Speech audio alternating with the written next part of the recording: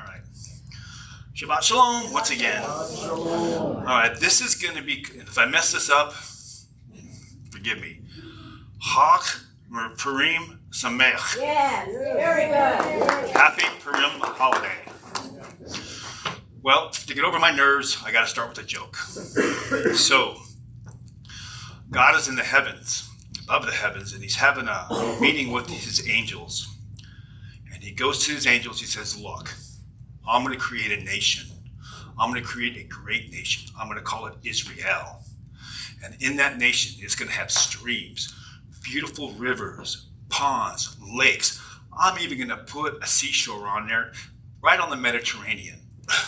If that's not enough, I'm going to give it abundant fig trees, pomegranate trees. I'm going to give it grapevines. I'm going to give it olive trees. It's going to be the best of the best. And if that's not enough, I'm going to put a people there. They're going to be great. They're going to be professors. They're going to be innovators. They're going to be scientists, artists, the best of the best. Excuse me. And one of the angels goes to God and says, God, won't the rest of the nations be jealous? He says, you think so? What do you see the neighbors I'm giving them?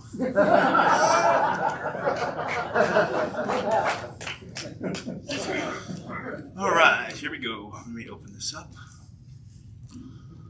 All right, let me start this way. In the scroll of Esther, chapter 4, verses 1 through 3, the word of Elohim reads this. When Mordecai learned all that was done, he tore his clothes and put on sackcloth and ashes and went out into the middle of the city, crying out in a loud and bitter voice. He went far as the king's gate, because no one could enter the king's gate, clothed in sackcloth in each and every province where the king's edict and law came. There was a great mourning among the Jews, and fasting, weeping, and wailing. Many put on sackcloth and ashes. The scroll of Esther is supposed to be celebrated this week, and I would like to review a timeline history before we begin. In the year about 10,021 and 10,020 BC, Saul from the tribe of Benjamin was anointed as king of Israel by the prophet Samuel in 1 Samuel 15:1. In 1 Samuel 15, verse 3, Samuel was instructed to strike down Amalek. But in 15:8, King Saul captured King Agag and spared his life, going against what was instructed for him to do by Adonai through Samuel. Samuel ended up striking King Agag dead. In the year 586 BC, Jerusalem was destroyed and exiles into Israel go into Babylon. In 539 BC, Persia conquered Babylon under King Cyrus the Great. In 538 BC, the first exiles returned to Jerusalem, approximately 5,000 people. In 486, King Xerxes, in Hebrew is Ashurwash, meaning king of all males, becomes king of Persia, in which the scroll of Esther takes place. In the scroll of Daniel, the prophet King Nebuchadnezzar has a statue. The head was of gold, fine gold, representing the empire from 605 to 539 BC in Babylon. The second part of the interpretation of Nebuchadnezzar's dream is the prophet Daniel interprets is the silver chest and arms, which represents the second power of Media and Persia, and Babylon falls. I'm pointing this out because the celebration of Purim is linked throughout the scriptures, and I want to give attention to the timeline as well. As we begin the scroll of Esther, I would like to keep this as traditional as possible. So when you hear the name Haman, feel free to boo or chatter. Haman was an Agagite and was an offspring of King Agag, which Saul did not destroy. The whole family was instructed. As instructed, it was disobedience that allows the events of this life of Esther to take place. So, give me another minute here. Going back to the timeline, the scroll of Esther was written in 470 BC, and she became queen in 479 BC. So approximately 500 years after King Saul was anointed king, about 90 years after Israel was led into captivity into Babylon, then turned Persia. So a little Hebrew for y'all, since I'm not the greatest at Hebrew, but I'm going to give you some. Hadassah means myrtle tree, symbolizing beauty, righteousness, and peace. The name Esther in Persian means to conceal or hidden. Mordecai in Hebrew is interpreted as warrior, bitter, or strong. And Haman in Hebrew means noise, confusion, and rage. And Purim means lots or lottery. Let's begin reading the scroll of Esther. But before we start the scroll, we got some of those braggers. Betty's going to pass them out. If you would like one, just raise your hand. If you want to make some noise when we're booing, take one from Betty. And we are going to begin in the scroll of Esther. Thank you, Betty. Slow down. Slow down. Okay, I will slow down. I was told to go from a 33 to a 45 or 45 to a 33.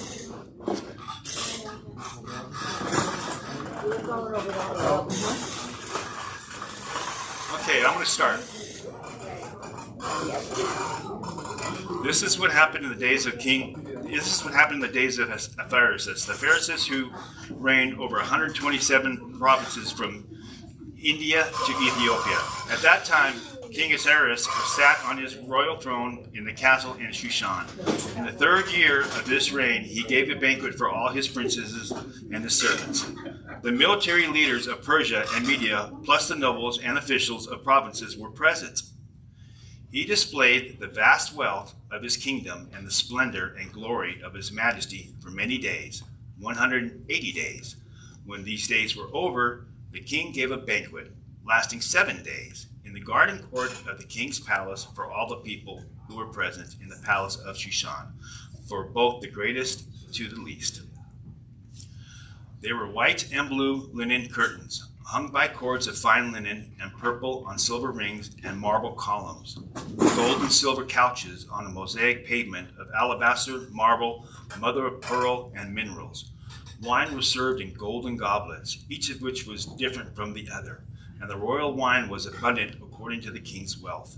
In keeping with the law, there was no restrictions on drinking, for the king had instructed the supervisors of his household to comply with each person's desire. In addition, Queen Vashti held a banquet for the women in the royal palace of King Ahasuerus. I'm saying that wrong. Let me go back to my... All right, none of us was there. We don't know how it's pronounced correctly. On the 7th day, when the heart of the king was merry from the wine, he commanded Mehuman, Bizetha, Habana, Bigtha, Avathka, Rethgar, and Carcas, the 7 eunuchs who attended Ahasuerus the kings, to bring Queen Vashti before the king wearing the royal crown. He went to show the peoples and the officials her beauty, for she was very attractive. But Queen Vashti refused to come at the king's command conveyed by the eunuchs. Then the king became very furious and burned with anger. So the king consulted the wise men who discerned the times, for it was the king's practice to consult experts in matters of law and justice. Those closest to him were Kashana, Shetha, Atmatha, Tarshish, Meres, Mersena, and Mumakan, the 7 princes of Persia and Media who had access to the king's presence and were the highest in the kingdom. By law, what is done with Queen Vashti for failing to obey the command of King Ahasuerus, conveyed by the eunuchs. Then Munikin answered the presence of the king and the princesses. Queen Vashti has wronged not only the king, but also the princes and peoples who are in the provinces of King Ahasuerus. And the queen's conduct will go to all the people, making their husbands contemptible in their eyes, by saying, King Ahasuerus commanded Queen Vashti to brought before him, but she would not come. This very day, the noble women of Persia and Media will have her heard of the matter concerning the queen, will respond similarly to the king's princesses, and there will be no end to the contempt and anger. If it pleases the king, let a royal commandment go forth from him. Let it be written in the law of Persia and Media, which cannot be repealed, that Vashti may not come into the presence of King Ahasuerus, and let the king give her royal status to another who is more worthy than she. Then the king's edict, which will be which will enact will proclaim throughout all his vast kingdom, and all the wives will give their husbands honor from the greatest to the smallest. The master pleased the king and the princesses, so the king did according to the word of Memucan. He sent letters throughout all the royal provinces, to each province in his own script, and to each people in his own language, that every man should be in charge of his own household and speak the language of his own people. After these things, when King Ahasuerus' anger subsided, he remembered Vashti and what she had done and what had been decreed against her. Then the king's servant who attended him said, "Let a search be made on the king's behalf of beautiful young virgins. Let the king appoint officers in all the provinces of his kingdom, and to gather together all the beautiful young virgins to the place of Shushan in the house of women under the provision of Haggai, the king's eunuch, who oversees the women. Let him be given beauty treatments. Let the young woman who pleases the king become queen instead of Vashti." This advice pleased the king, and he acted accordingly. There was a Jewish man in the Shushan palace whose name was Mordecai, son of Jair, son of Shimei, son of Kish, a Benjamite, who had been taken into exile from Jerusalem with the captives that had been carried away with King Jeconiah of Judah. Did I say that right? No, it says King Jeconiah of Judah.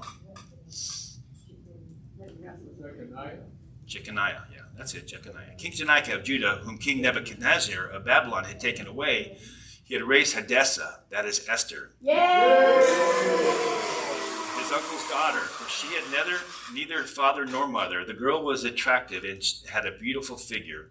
When her father and mother died, Mordecai took her to him as his own daughter. After the king's order and decree became known, many young women were assembled in the palace of Shushan under the supervision of Haggai. Esther also was taken to the king's household under the provision of Haggai, guarding of the women. This young woman pleased him and found favor with him. He quickly arranged her beauty treatments and provided her special food. He also provided with 7 specially chosen young women from the king's household. Then he moved her and her maids to the best place in the woman's house. Esther has not disclosed her people or her lineage, because Mordecai had commanded her not to make them known. Every day Mordecai walked in front of the women's courtyard to find how Esther was and what might happen to her. When each young woman's turn came to King Ahasuerus at the end of 12 months, as prescribed for the women, for in the way they fulfilled their beautification, 6 months with oil of myrrh and 6 months with perfumes of women's cosmetics.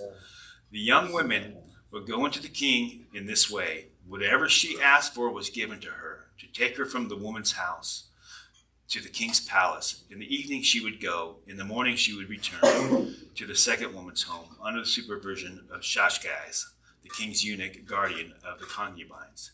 She would not go back to the king unless the king was pleased with her and summoned her by name. When the turn came for Esther, the daughter of Abihail, the uncle of Mordecai, who had taken her as his daughter, to go to the king, she did not ask for anything except for the Haggai, the king's eunuch, the guardian of the women advised. And Esther won favor in the eyes of all who saw her.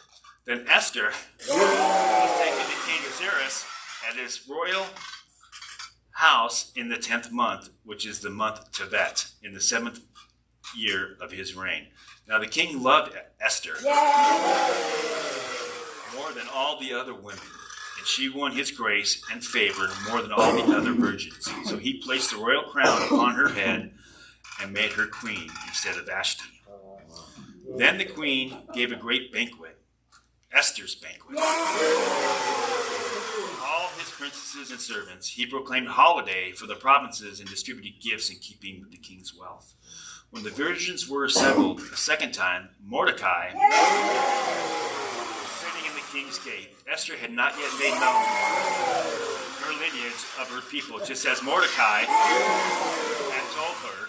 Esther continued to follow Mordecai's instruction as she had done well when he was bringing her up.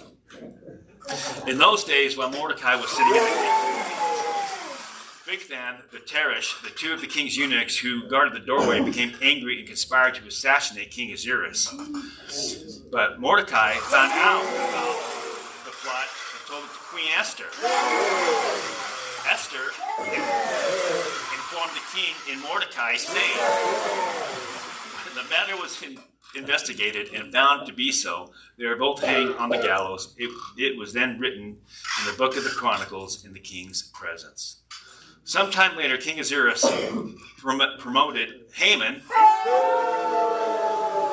son of Hammedatha, the Agagite, elevating him and setting him his chair above all the officials who were with him.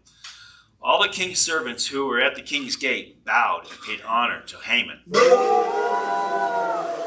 king had commanded it, but Mordecai would not bow down or pay him an honor. Then the king's servants who were at the king's gate said to Mordecai, "Why are you disobeying the king's command?" Day after day they spoke to him, but he would not listen to them. Therefore they told Haman, in order to see where Mordecai's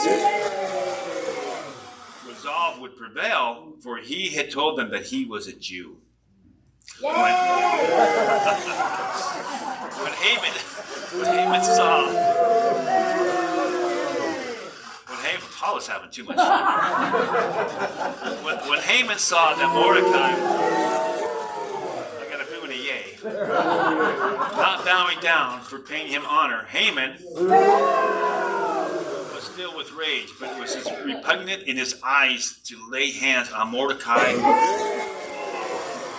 They had told him the identity of Mordecai's people. So Haman brought to destroy all the Jews, the people of Mordecai, throughout the kingdom of Ahasuerus.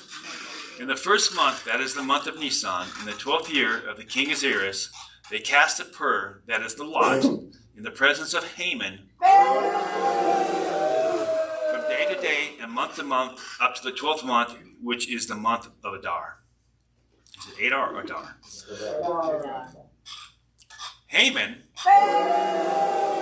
said to King Ahasuerus, "There is a certain people scattered and dispersed among the peoples in all the provinces of your kingdom, whose laws differ from those of every other people, and who do not obey the king's laws. It is not the king's interest to tolerate them. If it pleases the king, let the edict be written to destroy them. I will pay 10,000 talents of silver into the hands of those who carry out this business, to put it into the king's treasuries." The king took his signet ring from his hand and gave it to Haman, son of Hammedatha, the Agagite, enemy of the Jews. The king said to Haman, "The silver and the people are yours to do with them as you please." The king's scribes were summoned in the first month on the 13th day, and the edict was written, as Haman had commanded. Everything Haman commanded was written in the king's provincial governors, to the officials who were in every province, and to the officials of every people, province by province, according to his script, and by the people according to its language. It was written in the name of King Ahasuerus, that the seal with the king's ring.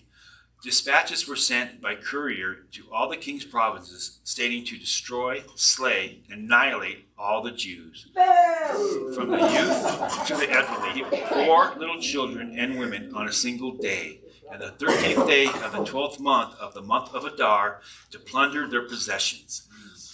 A copy of the edict was to be issued as law in every province and made known to all people, so that they would be ready for that day. The couriers went out hurriedly with the king's command, and the edict was issued in the palace in Shushan. The king and Haman then sat down to drink, but the city of Shushan was dumbfounded. When Mordecai learned all that was done, he tore his clothes, put on sackcloth, and ashes, and went into the middle of the city, crying out in a loud and bitter voice.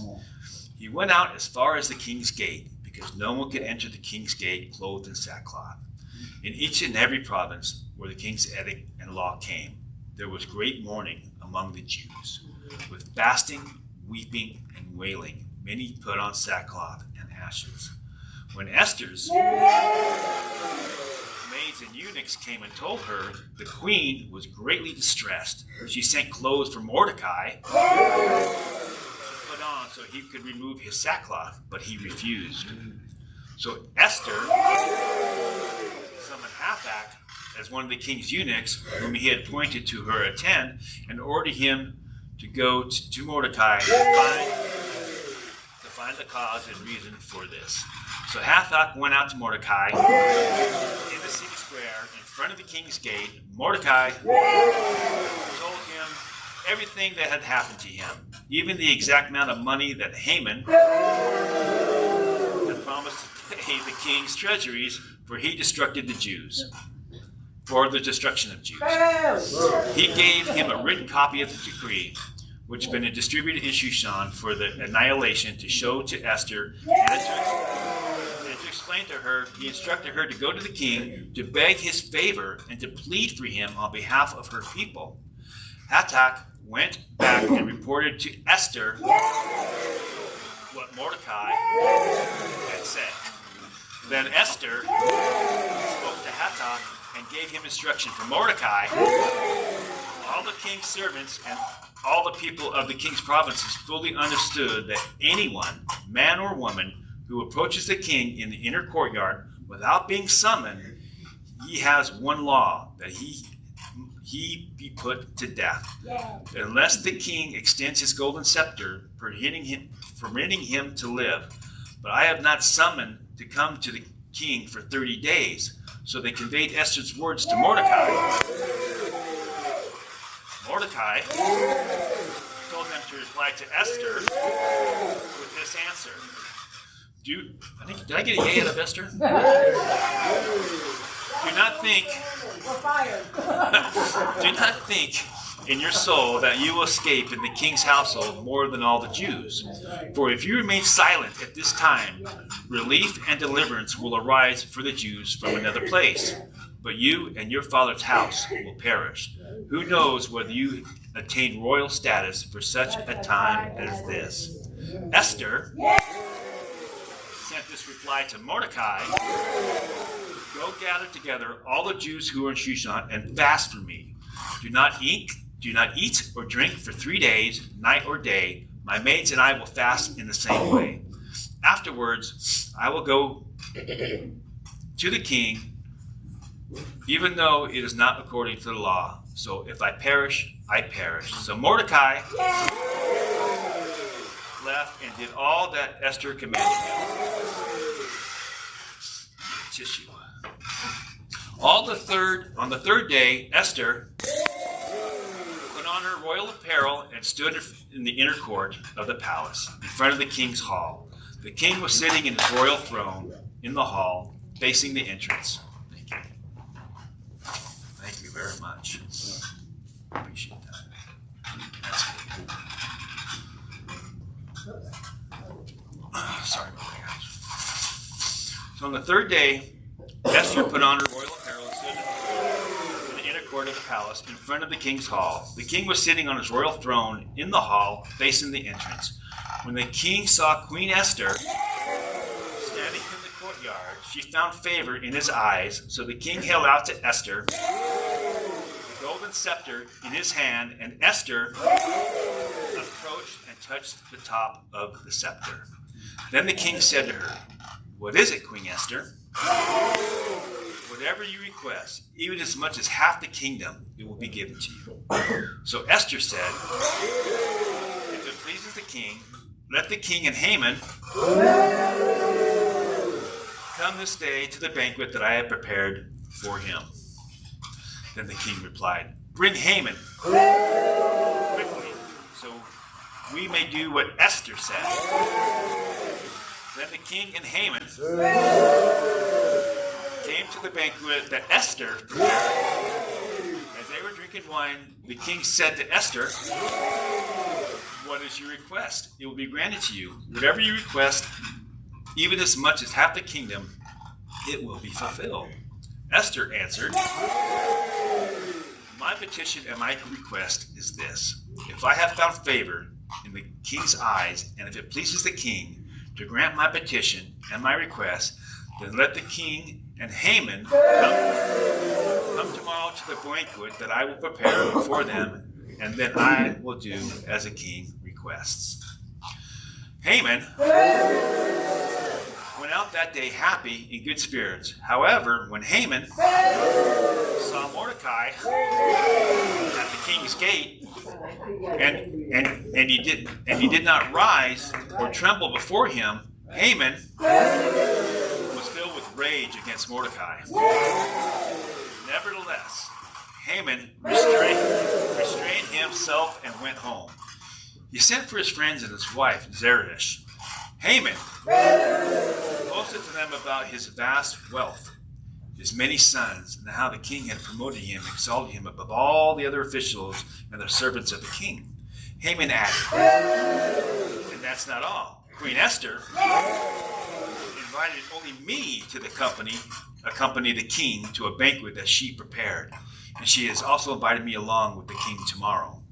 Yet all this does not satisfy me as long as I see Mordecai, the Jew, sitting at the king's gate." Then Zeresh, his wife, and all his friends said to him, "Let them set up gallows 50 cubits high. In the morning, ask the king to have Mordecai hanged.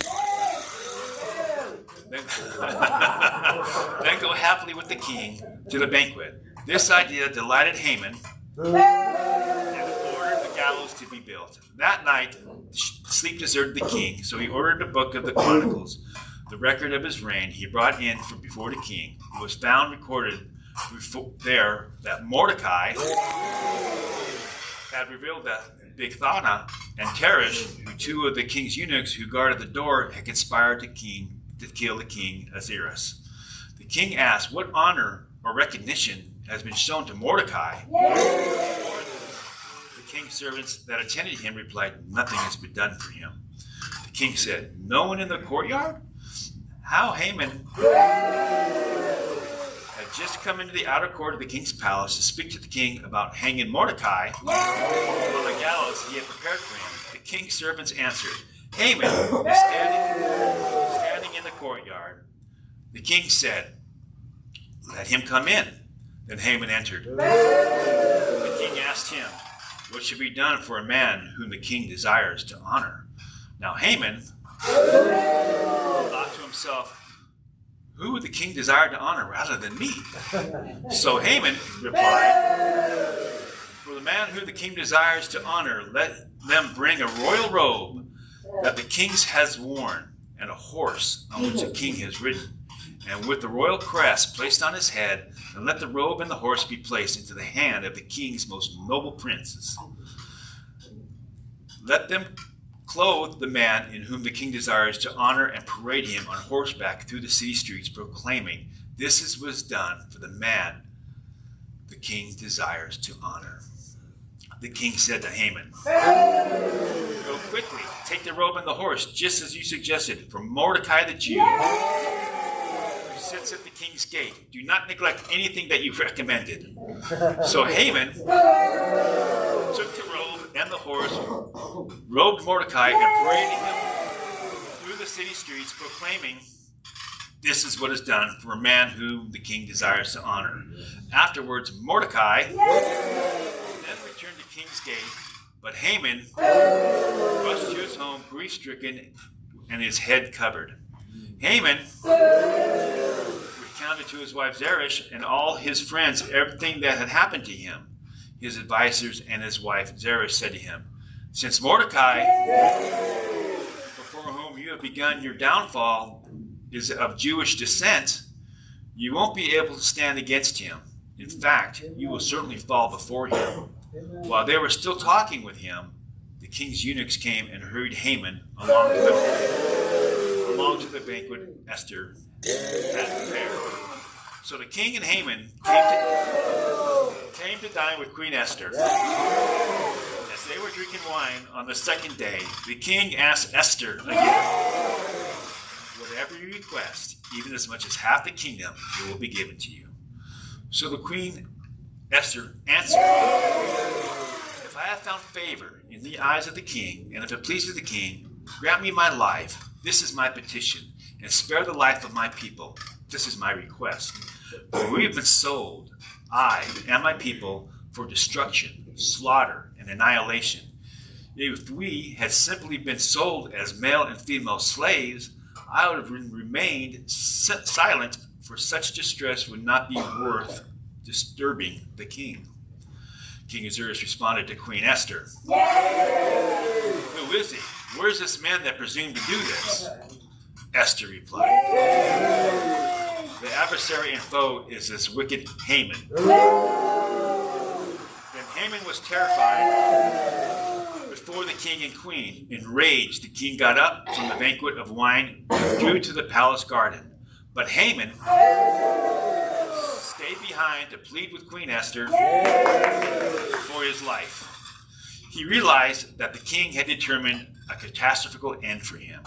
When the king returned from the palace garden to the banquet hall, Haman was falling on the same couch where Esther was. It's almost a boo, too.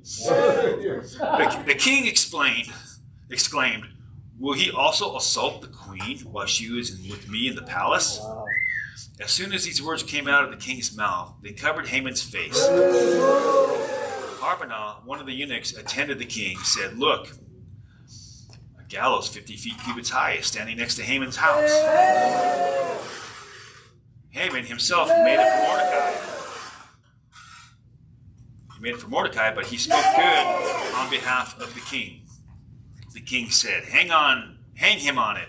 So they hanged Haman on the gallows that he had prepared for Mordecai. Then the king's rage subsided. That same day, King Ahasuerus gave Queen Esther the estate of Haman, the enemy of the Jews. Then Mordecai came into the presence of the king, for Esther had revealed how he was related to her. The king took off his signet ring, which he had taken back from Haman, and gave it to Mordecai. He gave Mordecai. Esther then appointed Mordecai over Haman's estate. Esther again pleaded with the king, falling at his feet and weeping. She pleaded with him to stop the evil of Haman, the Agagite, and his plan that he had devised against the Jews. Then the king entered the golden scepter. The king extended the golden scepter to Esther. She arose and stood before the king. She said, "If it pleases the king, and if I have found favor before him, and it seems right to the king, and if I am pleasing to his eyes, let an edict be written reconsidering the dispatches devised by Haman, the son of Hammedatha, the Agagite, which he wrote to destroy the Jews who are through the king's provinces. For how can I endure seeing the disaster that will fall on my people? How can I bear to see the destruction of my relatives?" King Ahasuerus said to Queen Esther and Mordecai the Jew, I had decided to give Haman's estate to Esther and had him hang on the gallows because he stretched out his hand against the Jews. Now write in the king's name on behalf of the Jews what seems good to you, and seal it with the king's signet ring. For a decree that is written in the king's name and seal it with the king's ring cannot be revoked. So the king's scribes were called at a time on the 23rd of the 3rd month of the month of Sivan. It was written according to all that Mordecai commanded to all the Jews, as well as to the officials, governors, and advisors, all of the 127 provinces that stretched from India to Ethiopia. To each province it was written in its own script, in its own language, also the Jews in their own writing and language. This decree was written in the name of the king Ahasuerus, sealed with the king's ring, and sent on horseback by carriers who rode on the king's horses, specially bred for their speed.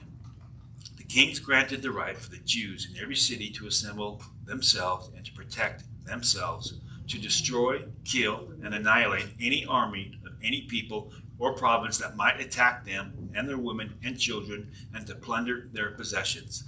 The day appointed for this in all the provinces of King Ahasuerus was the 13th day of the 12th month of the month of Adar. A month of the written edict was distributed to every province that it made known to the peoples of every nationality, so that the Jews were ready on that day to avenge themselves on their enemies. The couriers that rode royal horses raced out, pressed on by the king's command. The decree was given out at the palace of Shushan. Then Mordecai went out from the king's presence in blue and white royal robes, with a large gold crown, and also a purple robe of fine linen. The city of Shushan shouted and rejoiced, for the Jews there was light and gladness, joy and honor. Throughout every province and throughout every city where the king's edict and his law went, the Jews had gladness and joy, banquets and holidays. Many people of the land became Jews because the fear of the Jews had overcome them. Consequently, on the 13th day of the 12th month, that is the month of Adar, the king's edict and his law drew near to be carried out. On that day, the enemies of the Jews had hoped to overpower them, but contrary to expectations, the Jews gained the upper hand over those that hated them. Jews assembled in the cities throughout all the provinces of King Ahasuerus in order to lay hands on those seeking their harm. No one was able to stand against them, for fear of them had fallen on all the peoples. Even all administrators of the provinces, the officers and the governors, and those doing business for the king, helped the Jews, for the dread of Mordecai had fallen on them. Mordecai was prominent at the palace, and his face spread throughout all the provinces. The man Mordecai was growing even more powerful. The Jews struck down all their enemies with the sword, killing and destroying, and did whatever they wished to those who hated them. In the citadel at the Shushan, the Jews killed and destroyed 500 people, including Parshadatha, Dalphon, Asphatha, Paratha, Adilah, Ardatha, Arbatha, Arsaiah, Aradiah, and Beatatha. The 10 sons of Haman, the son of Hammedatha, the enemy of the Jews, they slew them, but did not lay their hands on the plunder. On that day, the number of those that were killed in the citadel of the Shushan was brought into the king's attention. Then the king said to Queen Esther, the Jews have killed and destroyed 500 men in the citadel of Shushan, including Haman's 10 sons. What have they done in the rest of the king's provinces? Now that that is your request, it shall be granted to you. What other petition you have, it shall be done. If it pleases the king, Esther said, let the Jews in Shushan be allowed to carry out today's edict tomorrow. Also let the Haman's 10 sons be hanged on the gallows. The king commanded this to be done. A decree was issued in Shushan and hanged Haman's 10 sons. The Jews in Shushan gathered together on the 14th day of the month of Adar, and they killed 300 men in Shushan. But they did not put their hands on the plunder. Meanwhile, the rest of the Jews who were in the king's provinces gathered together to protect themselves and to get relief from their enemies. They killed 75,000 of their enemies, but they did not lay hands on their plunder. This happened on the 13th day of Adar, and on the 14th day they rested, making it a day of feasting and gladness. But the Jews that were in Shushan had assembled on the 13th and the 14th day, and on the 15th they rested, making it a day of feasting and gladness. This is why the rural Jews, those living in unwalled villages, make a 14th day of the month, Adar, a day of gladness and feasting, a day of sending presents of food to one another. Mordecai recorded these events. He sent letters to all the Jews throughout the provinces of King Ahasuerus, and near and far, urging them to celebrate the 14th and 15th days of Adar every year as the days when the Jews got relief from their enemies, and as the month when their sorrow was turned into joy and mourning into celebration. These were the days of feasting, celebration, sending presents of food to one another, and giving gifts to the poor. So the Jews agreed to continue the commemoration that they had begun and do what Mordecai had written to them. For Haman, son of Hammedatha, the Agagite, the enemy of all the Jews, had schemed against the Jews to destroy them and had cast the pur, that is, a lot, to ruin and destroy them. But when it came to the king's attention, he issued a written edict. The wicked scheme Haman had devised against the Jews should come back at his own head, and that he and his son should be hanged on the gallows. For this reason, these days were called Purim, from the word pur. Therefore, because of everything's in this letter, and because of what they have seen and what have happened to them, the Jews established and took upon themselves, upon their descendants, and upon all who joined with them, that they would commemorate these 2 days in way prescribed as the appointed time every year. These days should be remembered and observed in every generation, for every family, in every province, and every city. These days of Purim should not fall from among the Jews, nor the remembrance perish from their descendants. Then Queen Esther, the daughter of Abihail, also Mordecai, the Jew, wrote this fully authority to confirm this second letter of Purim. He sent letters to all the Jews in the 127 provinces of King Ahasuerus with words of shalom and truth, to establish these days of Purim at these designated times, just as Mordecai of the Jews and Queen Esther had decreed for them, and just as they established for themselves and their descendants matters regarding their times of fasting and lamentations. Esther's command confirmed these regulations about Purim, and it was written in the records. Now King Ahasuerus imposed a tribute upon the entire land, even to the coastlands of the sea. All the acts of this power and might, along with the full account of this greatness of Mordecai, the story of how King promoted him, are they not written in the book of the Chronicles of the kings of Media and Persia? For Mordecai, the Jew, was second only to King Ahasuerus, permanently among the Jews, held in high esteem by the multitude of his people. He sought their good and spoke for the welfare of his descendants. There you go.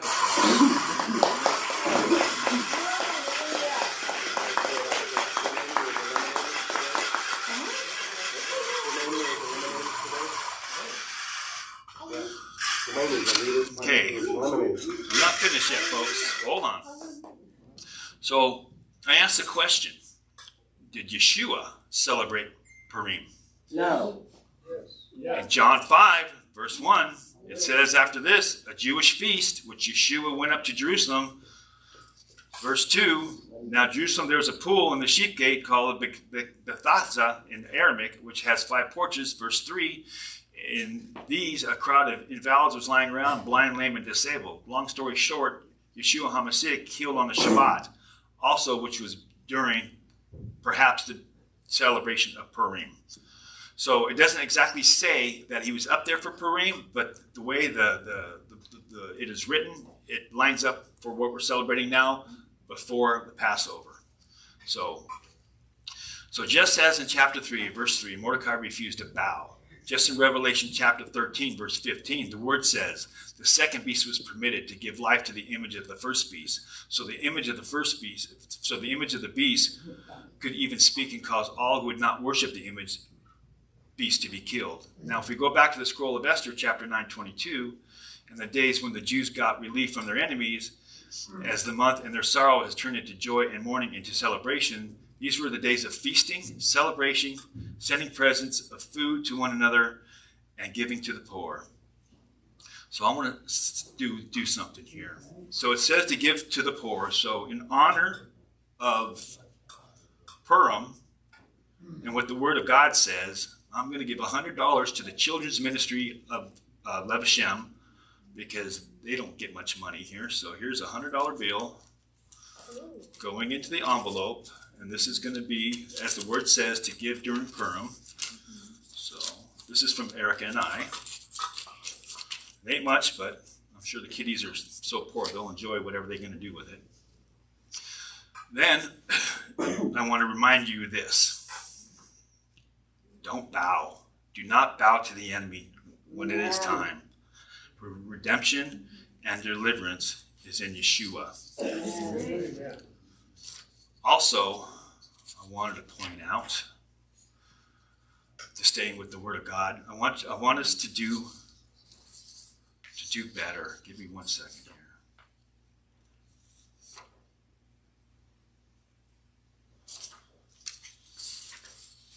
It's got to be here somewhere.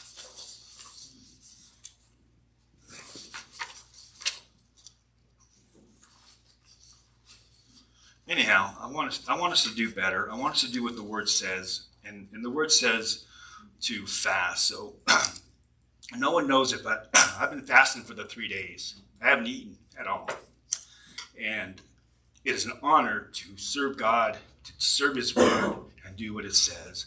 And so, on behalf of Lev Hashem and everybody here, thank you for this honor to do this. I asked you to. Just got it right here. Hang on a second.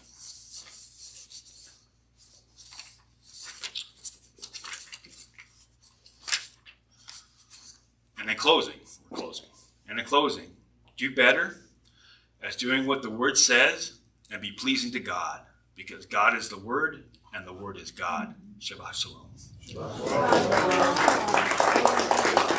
I want to close in prayer. Father God, as we come before you, in the name of Jehovah, Yeshua, and Ruach HaKodesh, Lord, first and foremost, we lift up beloved Israel and the United States and all the soldiers and IDF and everybody over there that's in the war that is just established this morning and yesterday, Lord. So, Lord, just guide our troops, land and air, everyone, every single one of them, every branch, every believer, every non-believer. Watch over all the people, Lord. Watch over Iran as well. The people there want their country. They want to live under normal circumstances, Lord. And Lord, you are in control of all things. So we lift everything up to you. We thank you for this Purim weekend, holiday, special, awesome celebration of who you are and how you work through the scriptures without even your name being said, Lord. But we know that you are in the midst of everything, Lord. And we just want to lift up our lives to you. Continue to protect us. Continue to protect Lev Hashem. Watch over our children. Watch over our families. And Lord, watch over our nation. In Yeshua's name we pray. Amen. Amen. Oh, I got some-